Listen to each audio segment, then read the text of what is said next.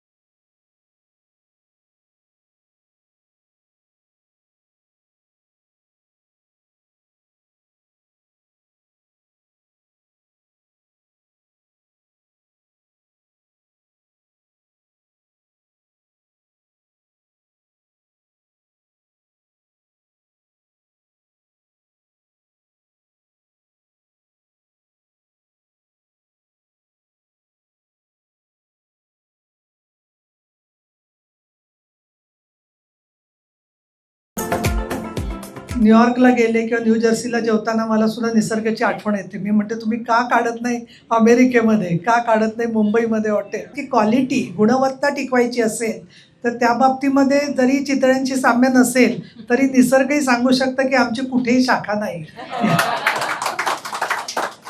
आणि ते सांगत असताना कशा पद्धतीने ते दर्जा सांभाळतात याच्याबद्दल नेहमी मनामध्ये उत्सुकता असते. मग मसाले कसे करतात, त्याचबरोबर ताजे मासे मुंबईहून आणले जातात. निसर्गाला 25 वर्ष झाल्याबद्दल मी तुमच्या सगळ्यांचं अभिनंदन करते आणि तुम्हाला शुभेच्छा देते. निसर्गाचं ही भरभराट नक्कीच 75 वर्षाची त्याहीपेक्षा जास्त यशस्वी वाटचाल करणारी असू दे, अशा यशस्वी शुभेच्छा मी देते. आणि फॅमिलीसाठी 4 जण 10 जण येण्यासाठी अतिशय उत्कृष्ट असं हे हॉटेल आहे.